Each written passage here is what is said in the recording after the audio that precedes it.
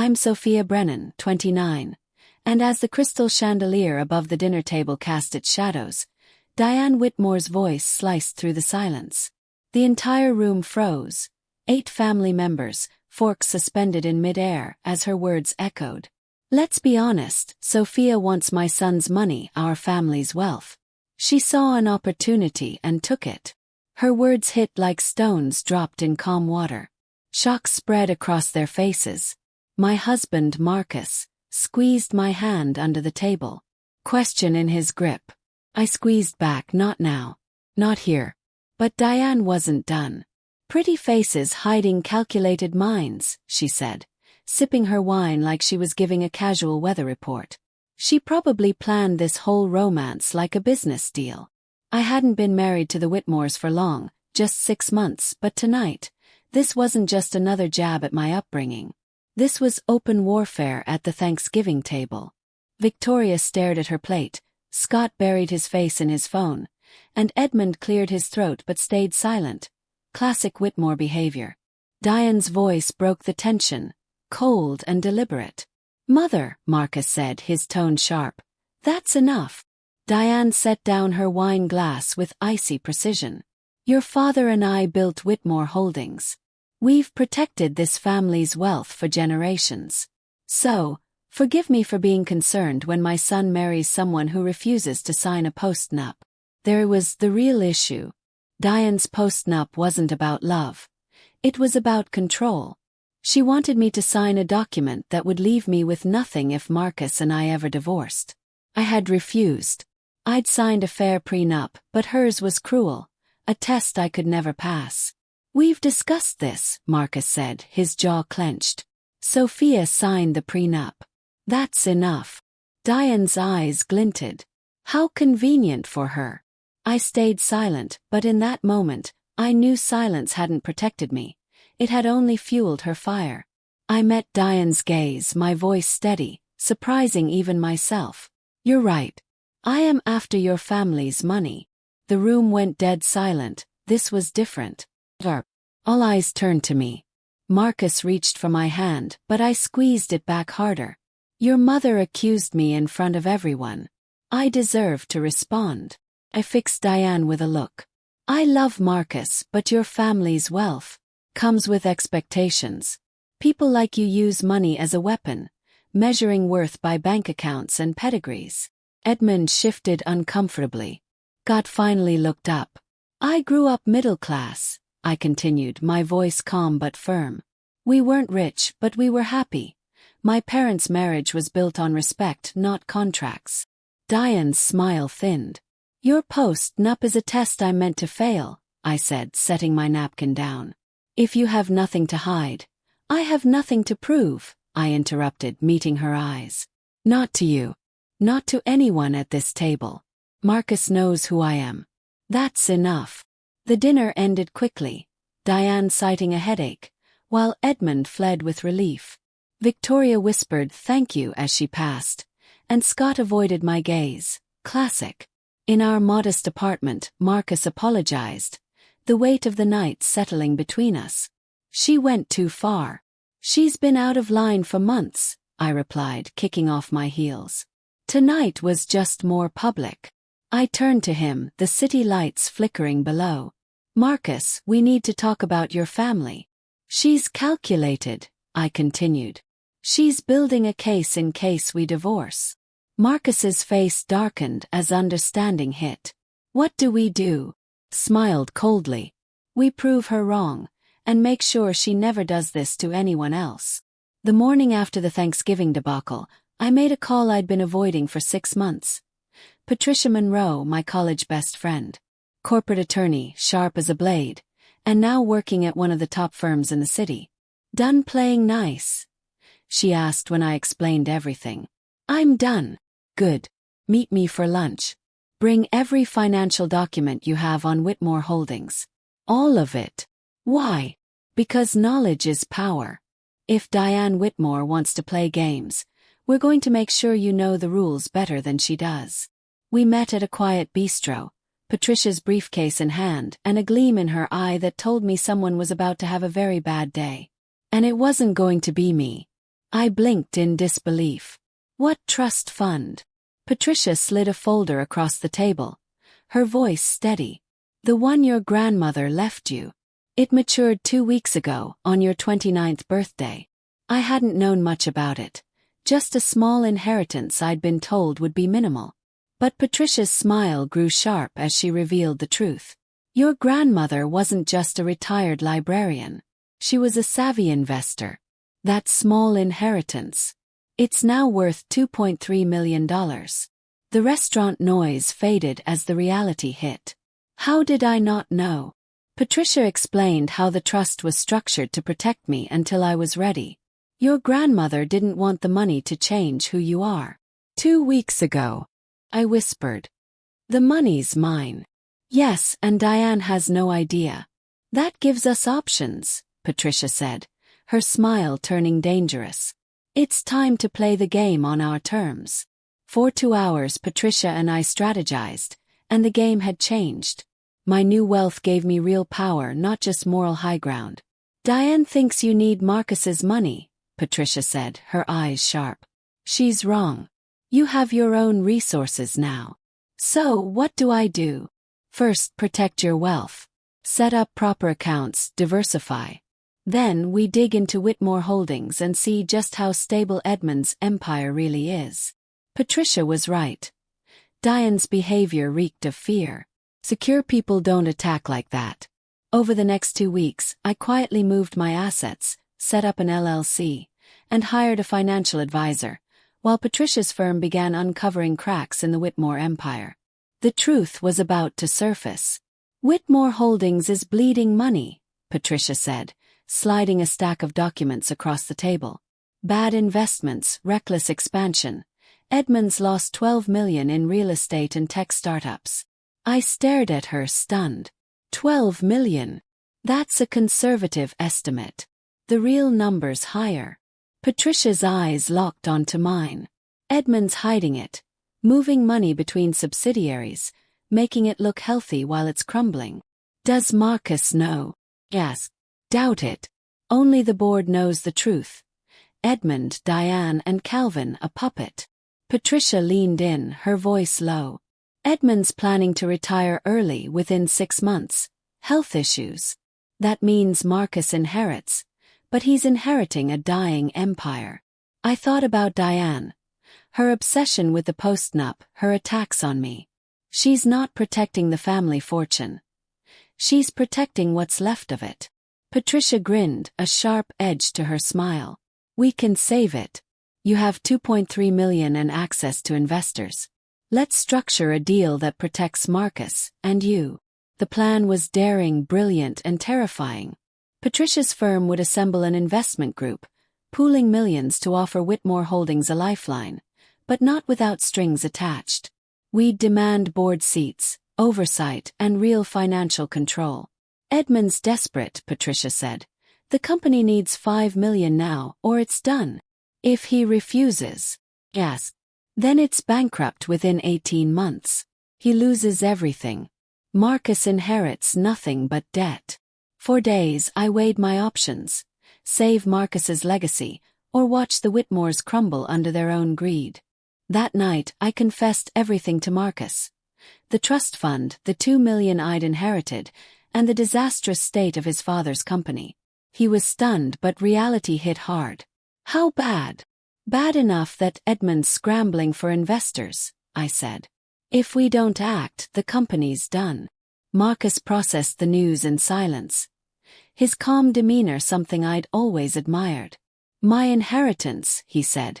It's worth less than I thought. Much less. And dropping, I replied, squeezing his hand. But there's a way out. Patricia's firm can structure a deal, inject capital, stabilize the company, and save your family's legacy. Using your money. Some of it. But we control the terms. Real oversight. Board seats. No more secrets. Mom's going to hate this. She'll hate that I'm the one saving them. After 6 months of calling me a gold digger, I'll be the investor rescuing Whitmore Holdings. The irony is rich. Marcus laughed. I can't wait to see her face. You'll be there when we present the deal together. She's going to watch us save the family. And there's nothing she can do but accept it. In a week, Patricia's firm secured $6 million for Whitmore Holdings, 3 board seats, financial transparency, and a clause to stop Diane's embezzling. And we had the power to put an end to her schemes. Marcus sat silently, processing the weight of it all. His inheritance, less than he'd imagined. It's worth far less, he muttered, a hint of disbelief in his voice. Less and dropping, I replied, squeezing his hand. But there's a way out. Patricia's firm can structure an investment deal to save your family's legacy. Using your money, he asked, wary. Some of it. But this time it's on our terms. Full transparency, board seats, no more secrets. I locked eyes with him.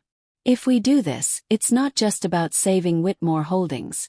It's about stopping your mother. Smirk. After months of being called a gold digger, I'm about to become the investor who rescues the company. Marcus chuckled, his disbelief turning into quiet triumph. I can't wait to see her face when she finds out. You'll do more than see it, I said softly. You'll be right there, presenting the deal with me. Diane stood suddenly. I need to speak with my husband. Privately. Of course, Lawrence replied smoothly. Take your time reviewing the proposal. As they stepped into the hallway, Patricia grinned. That went perfectly. Did you see her face? Hard to miss. I leaned against the wall, nerves tightening. Do you think Edmund will accept? He doesn't have a choice. We're his only option, Patricia said, checking her phone. Unless he wants to bankrupt everything. Marcus wrapped his arm around me. I can't believe you're doing this, investing your inheritance to save my family's company. Our family's company, I corrected. Even the hard parts. Moments later the door opened, and Edmund looked weary. We need to discuss the compensation clause. Diane has concerns. Diane's face twisted with rage, humiliation, and raw hatred. You planned this, all of it. Married Marcus to get close and waited for the perfect moment to strike. I met her glare, unfazed. Actually, I didn't know about the company's problems until 3 weeks ago, just like I didn't know about my inheritance. But once I learned the truth, I decided to act. Protect Marcus, secure his future, and do what you've been failing to do while siphoning money from the company. Diane turned to her husband, desperation in her voice. Edmund, are you going to let her talk to me like this? Edmund finally met her gaze, his face shifting as he asked, Is it true? Have you been taking money without authorization? Patricia's voice cut through the tension. That's called stealing, Diane. No consulting contract. No board approval. Just theft. Diane's voice wavered as she protested. This is a witch hunt. Lawrence stepped in, his voice firm. We've found irregularities.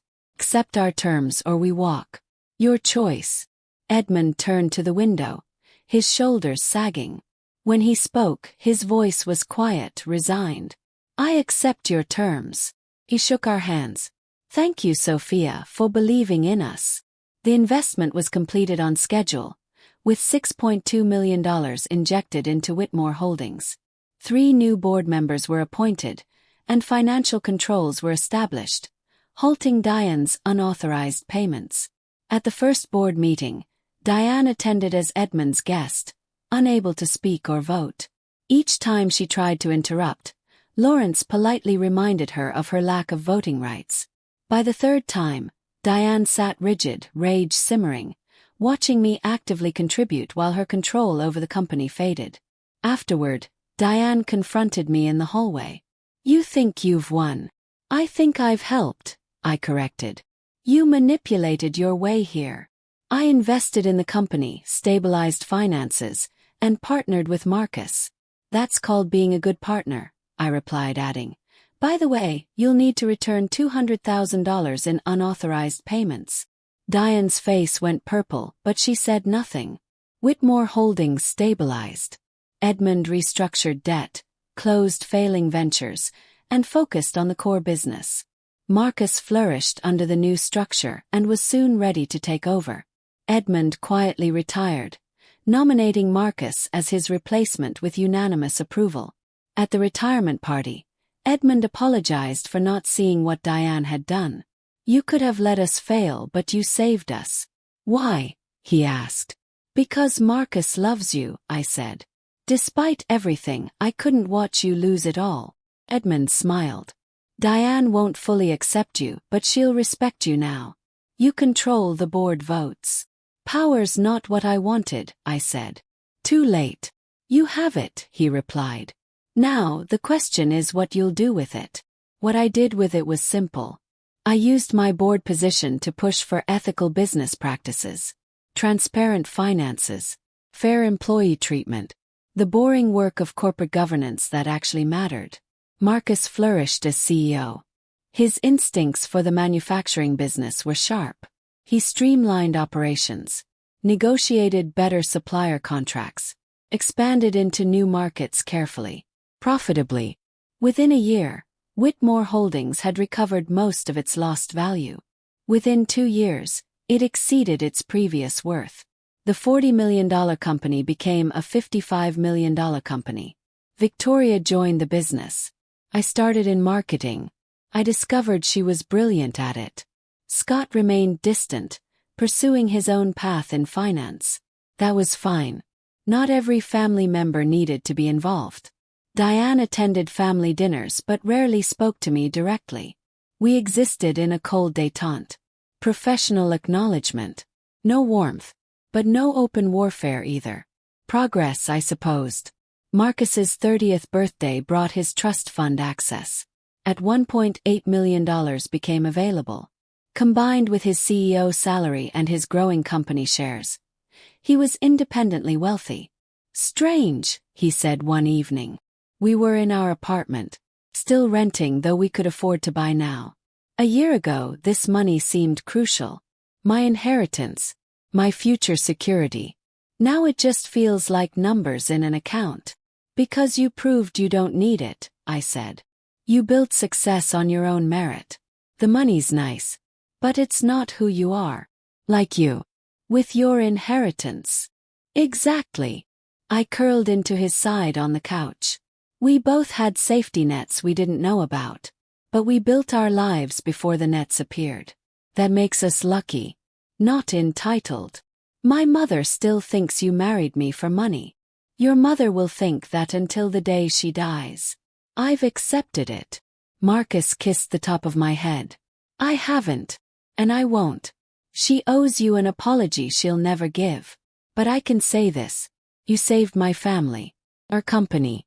My inheritance. You gave me a future I didn't know was in jeopardy.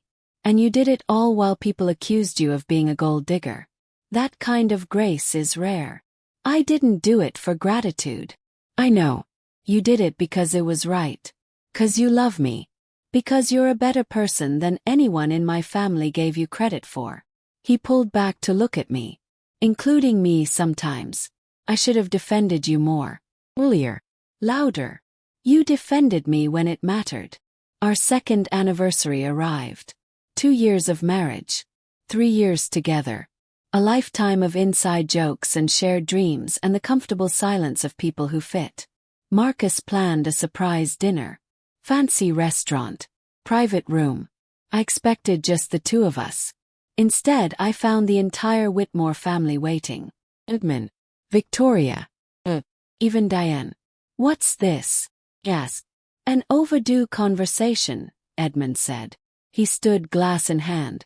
2 years ago, Marcus brought home a woman we didn't know. A woman from a different world. Different background. Different values. He looked at me. "We judged you before we knew you.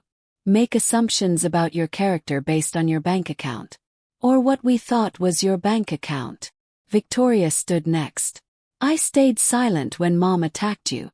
I knew it was wrong. But I was scared to speak up. To challenge family dynamics that had existed my whole life." Her voice wavered. "I'm sorry, Sophia. You deserved better from all of us." Scott cleared his throat. Looked uncomfortable but determined. I avoided you because I thought you were temporary. Another girlfriend who'd leave when she realized how complicated this family was. I was wrong. You stayed. Save us. I should have seen your strength earlier. 3 apologies. From 3 people who'd stood by while Diane attacked me. Better late than never, I supposed. Then Diane stood. The room went silent. Marcus's hand found mine under the table. Squeezed tight. I won't pretend I like this, Diane said. Her voice was stiff, formal. I won't claim I was wrong about everything. But I was wrong about your intentions. You proved that by investing your own money to save our company. By taking board responsibilities seriously. By loving my son genuinely. He paused, swallowed hard. I accused you of being after our money. Instead, you became the woman who controlled our fortune. And you used that power responsibly. Thickly. That says something about your character I refuse to see. It wasn't warm. Wasn't loving. But it was honest. And from Diane Whitmore, honesty was the closest thing to respect I'd ever get. Thank you, I said simply. The dinner continued with less tension. Stories were shared. Laughter emerged. Not perfect family harmony. But progress. Real progress.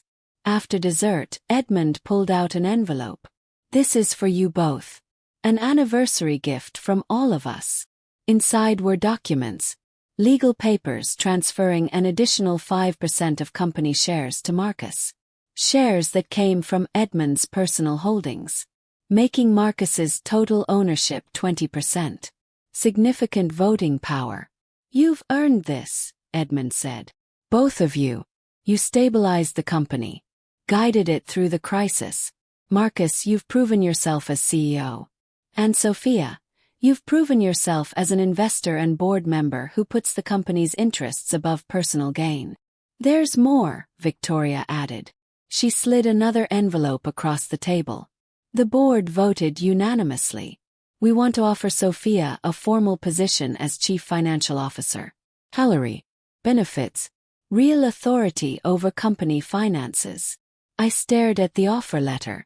CFO. A position I'd never imagined. I had finance experience from my previous career, but this was different. This was real power in a multi-million-dollar company. I don't know what to say. Say yes, Marcus encouraged. You've been doing the work already.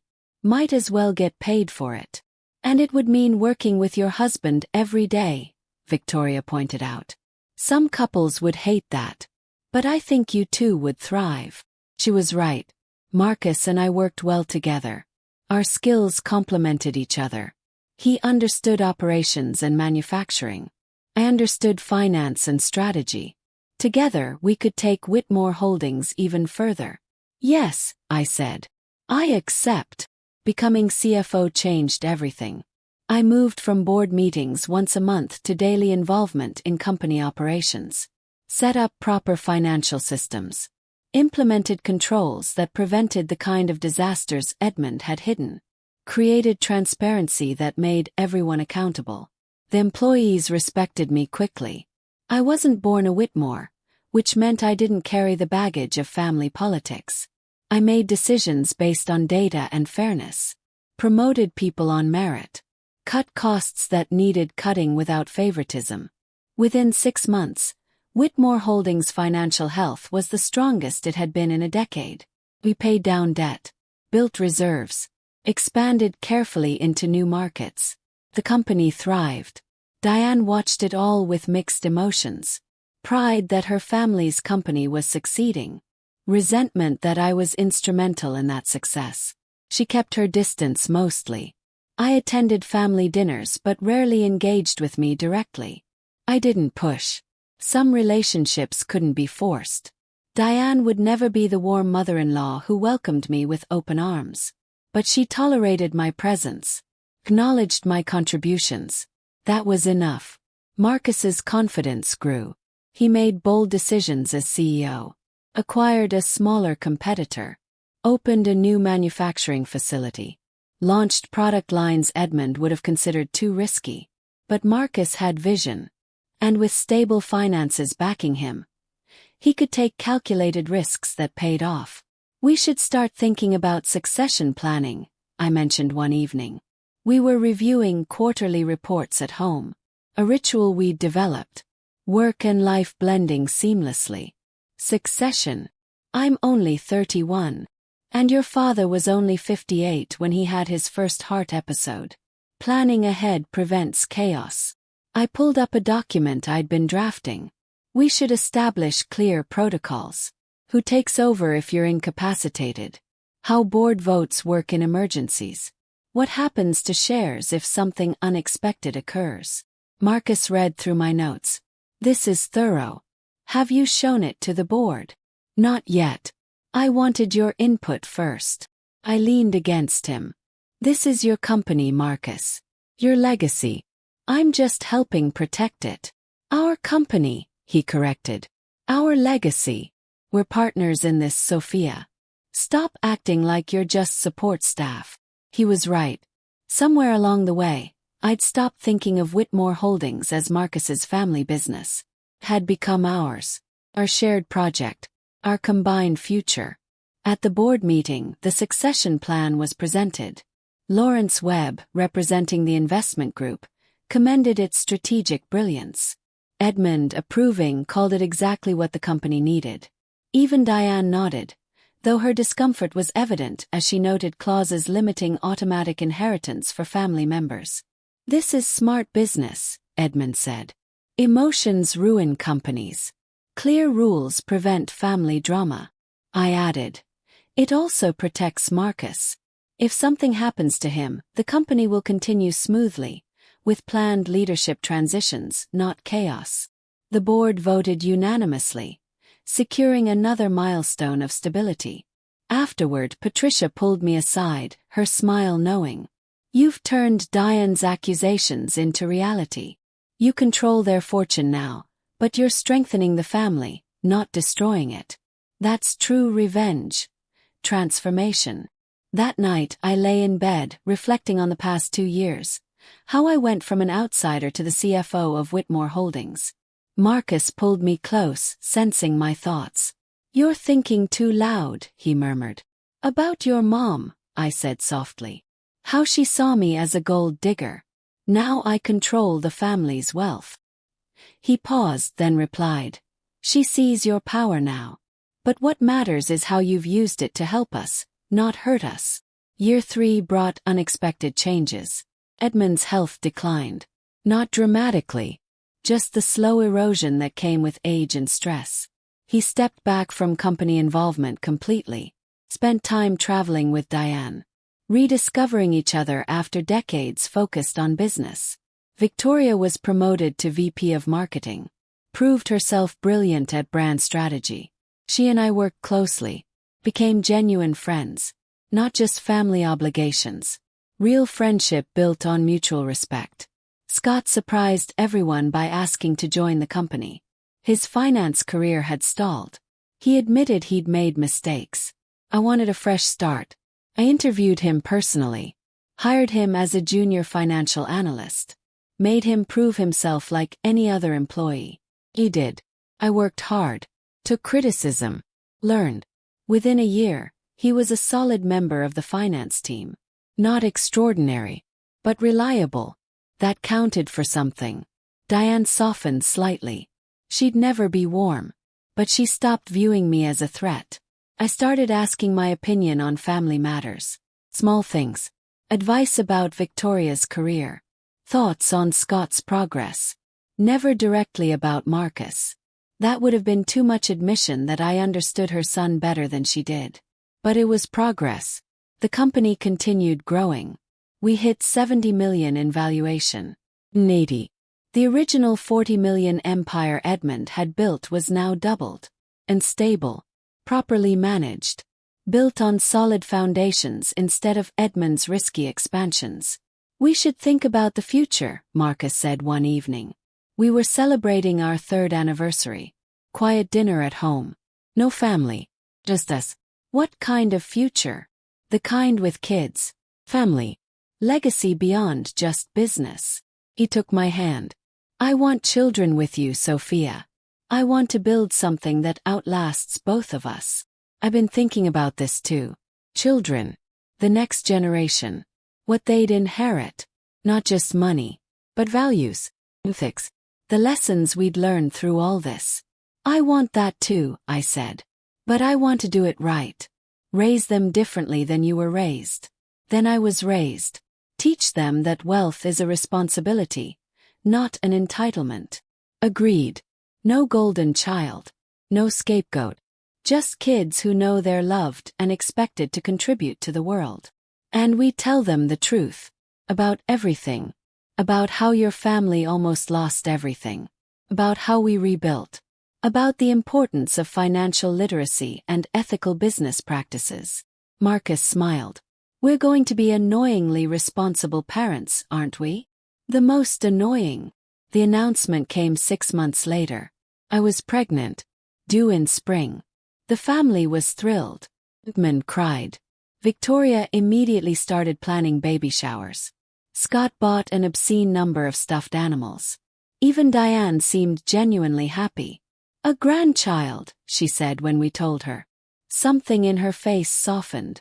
I always hoped Marcus would have children. Continue the Whitmore line. They'll continue both our lines, I corrected gently. Whitmore and Brennan.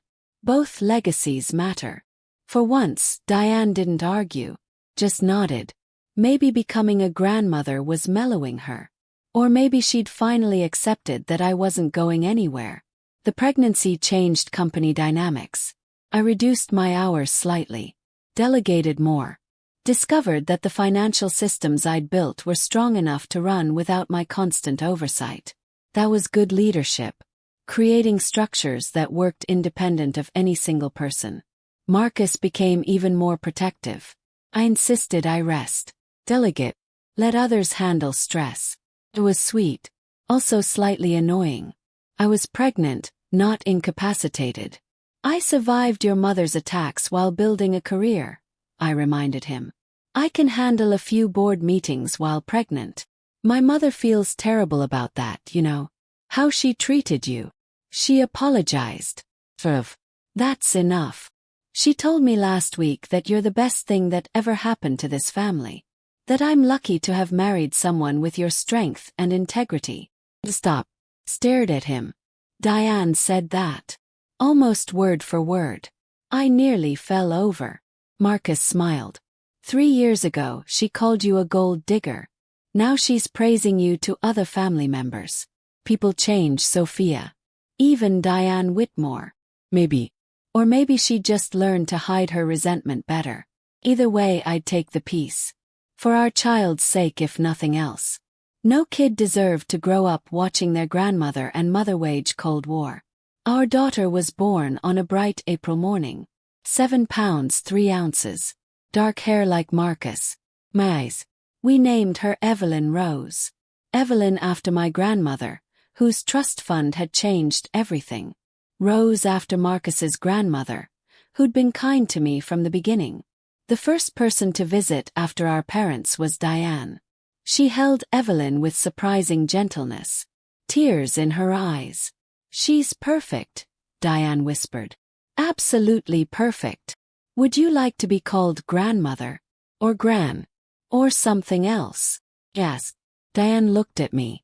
Really looked at me. You're giving me a choice. After everything I put you through. You're her grandmother. That relationship matters.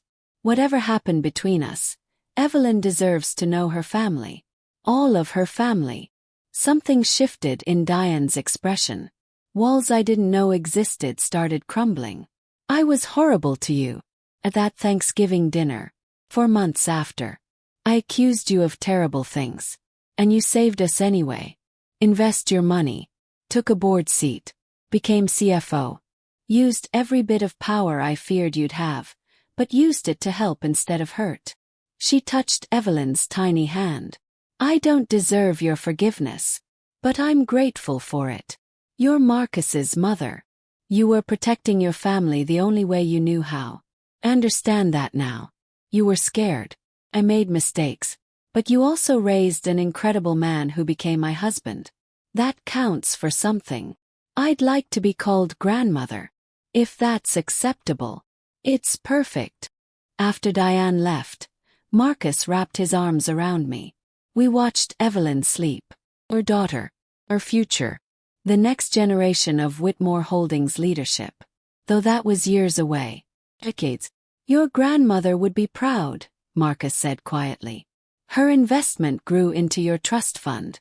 That trust fund saved my family's company. Now our daughter will inherit everything we've built together. That's a legacy worth more than money. He was right. The money mattered. But the values mattered more. Ethics. The commitment to doing right even when it was hard. Those were the real inheritances. The ones that lasted. 5 years passed like water through fingers. Evelyn grew into a bright, curious child. We had a son, James, 2 years after her. Then another daughter, Caroline. 3 children. 3 chances to do parenting right.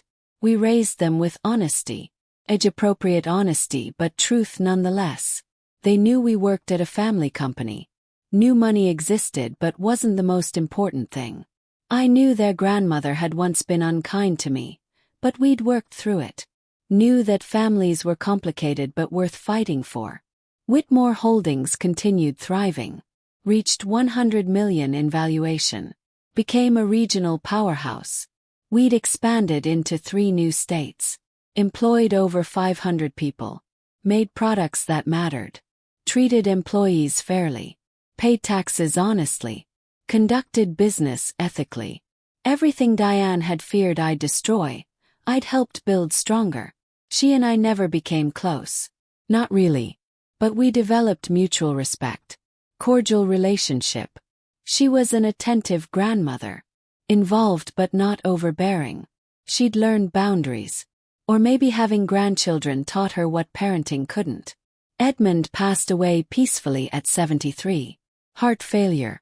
He'd been in decline for a year. We'd said our goodbyes. He told me privately that saving the company was the best thing that ever happened to the Whitmore family. That I'd given them a second chance they didn't deserve. You deserved it, I told him. Everyone deserves a chance to do better. His funeral was attended by hundreds. Employees, business partners, family. The company shut down for a day. We mourned properly. Celebrated his life. Acknowledged his mistakes and his accomplishments equally. Marcus inherited his remaining shares, making him majority owner at 55%. I owned 10% through my original investment. The investment group owned 20%. Other shareholders owned 15%. Control was consolidated but not absolute. Exactly how it should be. What do we do now? Marcus asked after the will reading. We sat in the lawyer's office. Paperwork scattered everywhere. I'm the majority owner. You're CFO. The kids are growing. The company's stable. What's next? We keep building, I said simply. Keep growing. Keep making ethical decisions. Keep teaching our children that wealth is responsibility. Keep proving that Diane's worst fears about me were wrong. You've already proven that. Then we keep proving it. Every day. Every decision. Every choice is right instead of easy. I took his hand. That's what legacies are, Marcus. Not one dramatic moment, but thousands of small choices that add up to something meaningful. 10 years after that Thanksgiving dinner, we hosted our own. Bigger house now. Needed the space for 3 kids and extended family. But the same people. Edmund was gone, but his presence lingered in stories and memories. Diane sat at the table, older but softer. She'd mellowed with age. Became the grandmother I'd never expected. Kind to our children. Respectful to me. We'd never be best friends. But we'd found peace. Victoria ran marketing with brilliance. Scott had become a solid financial director. Both thrived under Marcus's leadership. The family business stayed in the family. But merit mattered more than names. Everyone earned their positions. As we passed dishes and shared laughter, I thought about that dinner 10 years ago. The accusations. The humiliation. The moment that changed everything. Diane had called me a gold digger. Said I was after their family's money. And in a way she'd been right. I had ended up controlling their fortune. As CFO, I made financial decisions that shaped their lives. Determined salaries. Approved budgets. Managed investments. Everything she'd feared had come true. But not the way she'd feared it. I'd used that power to build, not destroy. To strengthen, not weaken. To prove that sometimes the outsider everyone fears becomes the person holding everything together. After dinner, Diane found me in the kitchen. I was washing dishes. Old habit. She picked up a towel to dry. "Thank you," she said quietly. "For what?" "For proving me wrong. For saving us. For loving my son genuinely. For giving me grandchildren I adore. For being better than I deserved." She dried a plate carefully. "That Thanksgiving dinner when I accused you, I was so certain I was right. Protecting my family from a threat. Instead, I was attacking the woman who would save us. You were scared. I understand that now. Fear doesn't excuse cruelty. You could have walked away. Let us fail. Take Marcus and your inheritance and build a life far from Whitmore drama. Instead, you invested your own money to save us. That's who you are. And I was too blind to see it." I looked at her. This woman who'd made my life hell for so long. Who'd called me a gold digger in front of my family. Who'd fought against my place in their world with everything she had. "We're family," I said simply. Complicated, messy, difficult family. But family nonetheless. And the family doesn't walk away when things get hard. Diane's eyes filled with tears. "I'm grateful you believe that. Even after everything." We finished the dishes in comfortable silence. Outside, Marcus played with the children. Victoria and Scott argued good-naturedly about sports. The sounds of family. Real family. Built not on blood alone but on choice. On forgiveness. On the decision to keep trying even when it's hard. That was the real fortune. Not the money in accounts or shares in companies. But the people around this table. The relationships we'd built. The legacy we'd create together. Diane had been right about one thing. I did become the woman who controlled their fortune. I just used that power to prove that love mattered more than money. And family, real family, was worth any price. Thank you for watching. If you enjoy watching Karma, Payback, come full circle every week, we dive into tales of betrayal and poetic justice. Don't miss the next one. Tap the subscribe button and join the Revenge Squad.